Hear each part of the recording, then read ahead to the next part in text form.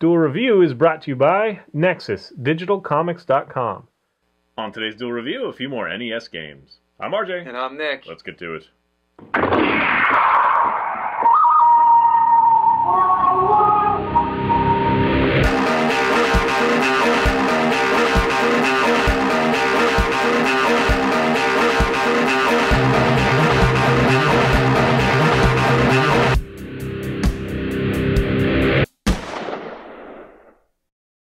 Hey guys, welcome to Tuesday the 5th of March, and we are doing a few of our favorite NES games. That's right. Recently, we've replayed some of our favorite NES games, ones that we just haven't played for a long time, and, as we're playing it, we remember how long ago it was, but we still know what's around the corner sometimes. We know that it's like, oh, I gotta remember that you gotta stay right between this tree and you're okay, Right, so it's right. funny what you remember. Although it's not always true, as we found out. Yeah. In Ghosts and Goblins, that's the first one. That's one I'm doing. 1985 is when it first, hit the scene. But it was on, like, Commodore 64 and stuff like that before, actually, the Commodore and then Commodore 64 before the NES. But we all know it from the NES.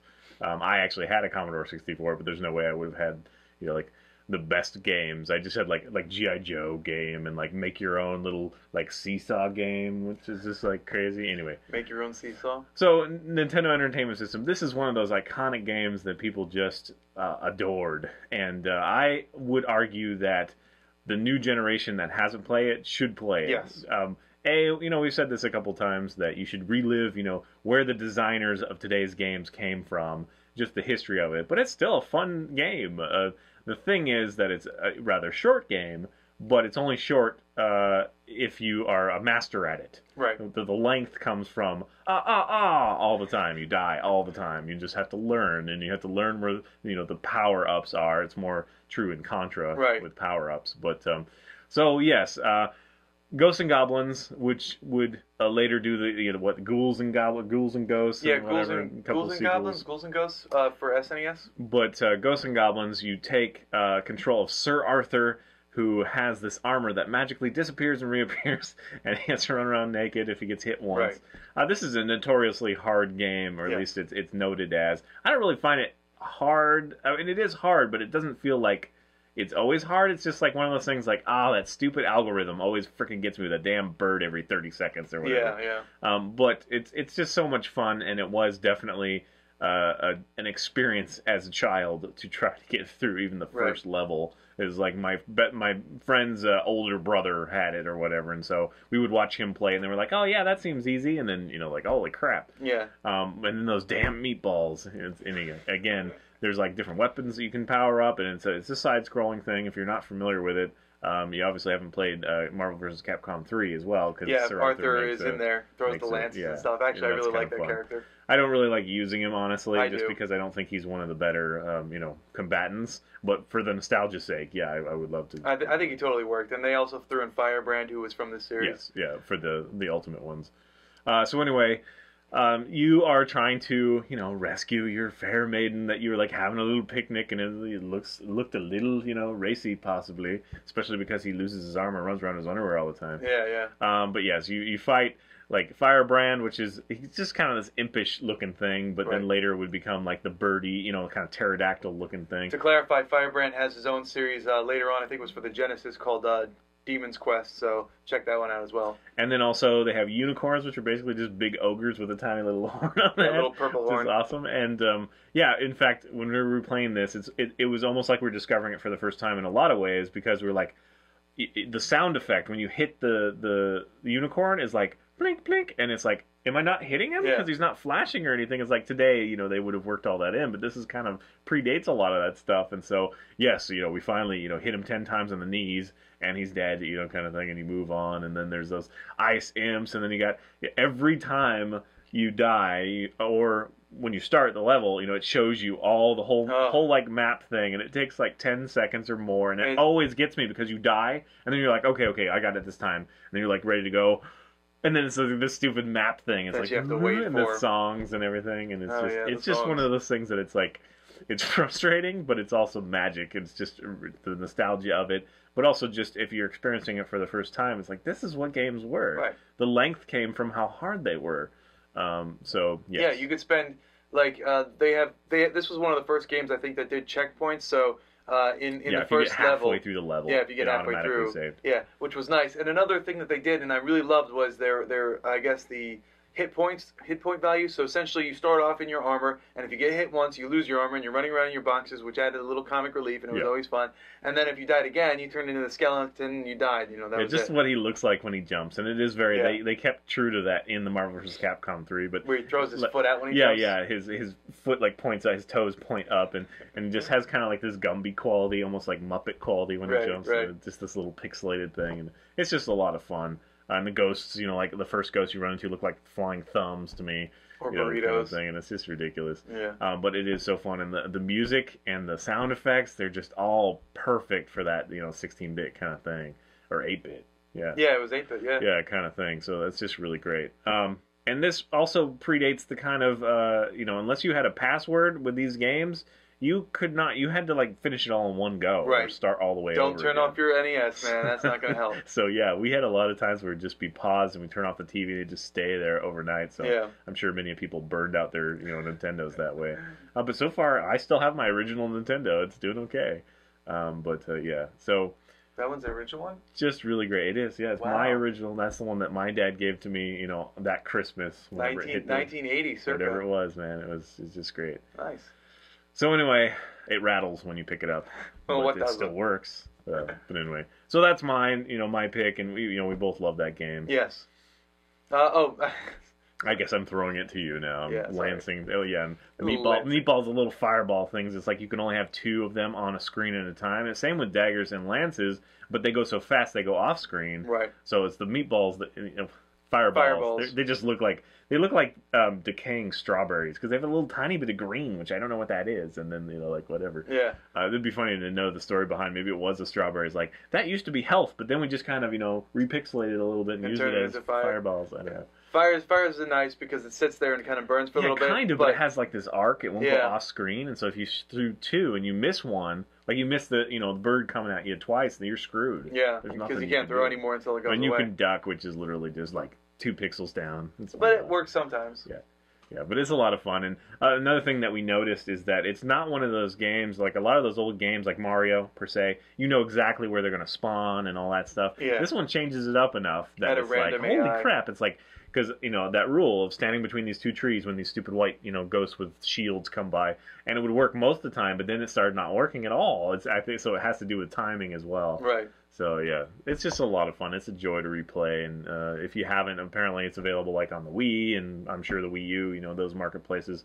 Plus, you can get them, pretty much online. They're just real cheap now. Yeah. It's not like a Metal Storm where it might cost you $100 to track down. Yeah, because it's so rare. Yeah, it was plentiful. So. Right. One of the other ones that we wanted to bring up again, I'm sure it's at your attention, but is Contra. You guys all know Contra. More specifically, the second Contra, which for the NES was called Super C. Yeah. There is a difference between Super Contra, Super C, and the European / Australian version, which was like Probo later something 3000. I have no idea what it was called. But basically, the arcade version has a lot better graphics and all that great stuff.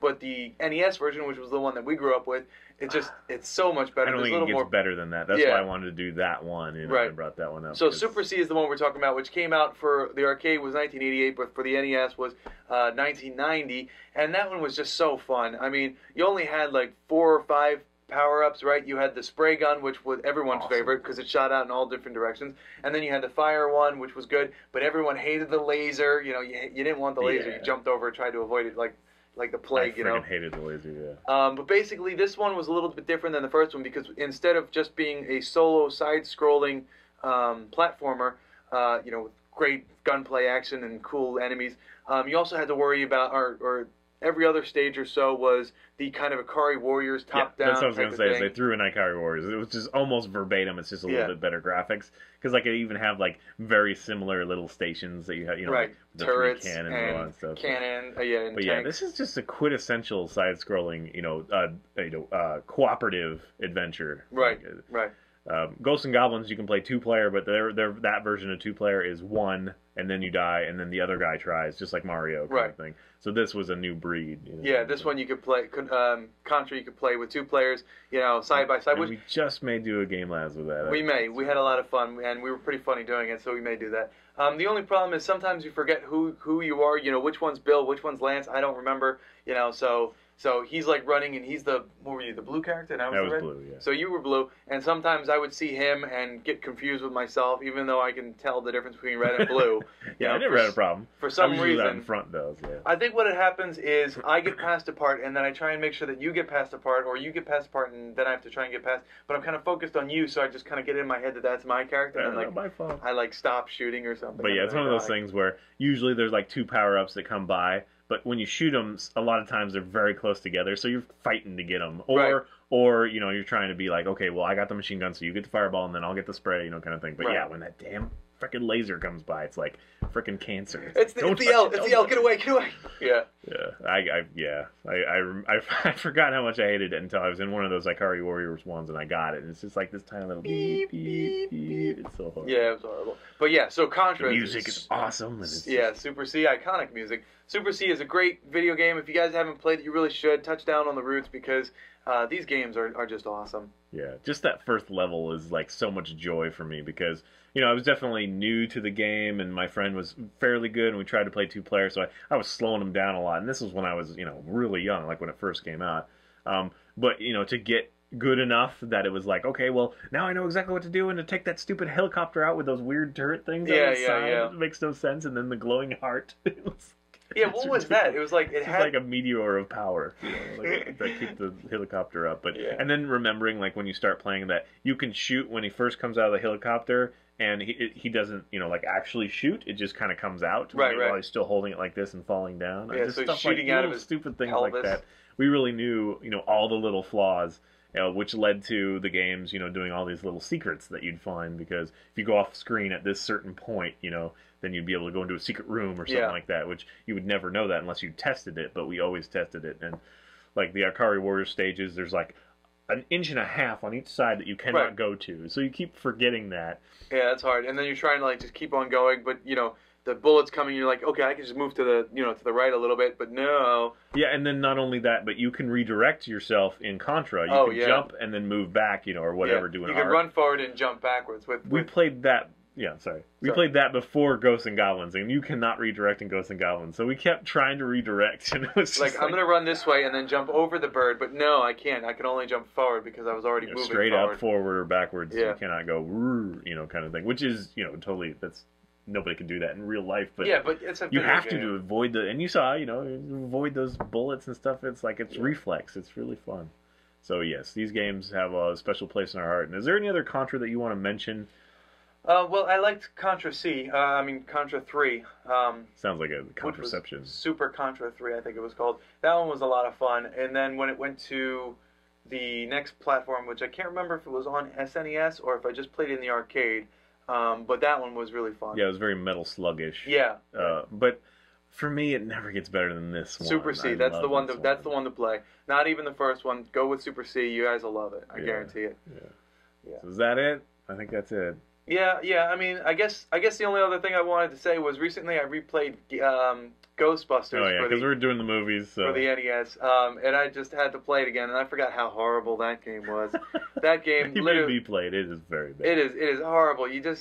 First thing you have to do when you play, and I remember not knowing this at first when I first played this game, Ghostbusters, was that you had to go to the store and you had to buy equipment, because if you go, you know, to just get ghosts, you're going to come into the place and then you're going to leave and you're going to be like, oh crap, what happened? So you have to go to the store, you have to buy your proton pack, you have to buy a trap, and the funny thing is if you don't buy the super trap, then with however many traps you bought, let's say you bought 3, because I think you can max out at 3 traps, when you filled up on those 3, you have to go back to the headquarters to unload. Yeah, to unload them and get new traps. It's just annoying. There's this horrible like driving mechanic in between. Right. It's kind of. I think it's supposed to kind of feel like Spy Hunter, but it really doesn't. It just gun it, because otherwise you'll run out of gas real quickly, and then you have to go to the gas station and get more gas. And then once you get $15,000 worth of money and all of the, all the upgrades that you want, but afterwards, if you have 15,000, then you can go to the Zool mansion and climb up the 23 flights of stairs to fight Zool, and it's just I don't think I'll ever get to fight Zool because the stairs are ridiculous. Because it's very slow, and if you get hit like 3 times, or even if you have a suit, you get hit by the little ghosts that are flying around, and you die, hard. And the game is over. You start over. Right. So that's one of those games that has no explanation, no text to tell you what to do. You just have trial and error. And Winston Zeddemore was nowhere in there. You had 3 white guys, none of the black guys. It's there's only 3 of them. Yeah. But so it's one of those fun things to like discover for the first time. Right. And then, of course, he has a little bit of nostalgia for it because I'm sure you played hours and hours because you had no alternative. I did. This was one of the first games I played with my Aunt Tony, actually. She had it at her house in Perth Amboy, New Jersey, I believe it was. Just the freaking music. Yeah, we would just go, oh, God, that music. It was the same song over and over and over, right? It's the Ghostbusters song. And then it stops, and you're like, okay, good. We're going to have like a nice little, respite. Yeah. But no, it just picks right back up with that one bit, and I used to love that song. Yeah. Well, I still love that song, but the 8-bit version that isn't quite right. And yeah, it's literally when you go from building to building, it's just a square. Like the map is so sparse and square that it's like, wow, they actually sold this game. It feels like a project. Like nowadays, it would be like somebody's first project, right? I mean? Kind of thing. So I can't believe they sold it. But I mean, there is some fun if they had. Reworked it or something, there could be, I don't know. Honestly, no, I don't think they could have done anything with that. That was a bad game. That was like something that someone made like in computer class in like 1993. That's what it kind of felt like. So well, if you're interested, go, find it online. I'm sure I had a little bit of something to show you, but yeah, it'd be interesting. All right, guys. Well, don't forget the games of the past. Yes. Relive them, have a lot of fun. They're all cheap or free now, so just check them out and learn from them if you've never played them. Yes. Learn where it came from, and it's like the difference between walking everywhere and having a car. It's so drastic. Right. Yeah. Yeah. We've come a long way in the 20-some-odd years. All right, guys, please subscribe to our YouTube channel and check out our great playlist. Game Lab's been a lot of fun. Yes, it has. And please leave comments. We love comments. And you can help support us by buying our wares at spiderwolf.com. That's right. T-shirts, a card game, art print, short stories, and more. See you later.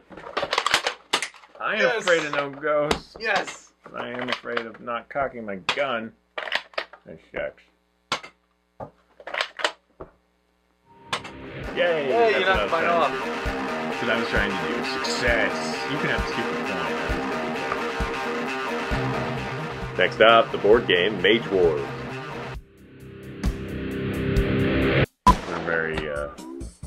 We're making a statement here. We both have the flappy things, whatever. Yeah. What statement is that? I'm a lumberjack and I'm okay. I work all day. No, I sleep all night and I work all day. I'm a lumberjack and I'm okay. Monty Python. I wear women's underwear. Don't know how that goes. Like, alrighty then. Are you watching Ace Ventura? No. So where'd that come from? I have a slight memory. Whatever. Like you never pull out like Ghostbusters, references or something out of the blue. I regularly watch that. Oh, that's true. But yeah, I guess. Fine, Bill and Ted. Yeah, I do pull that out.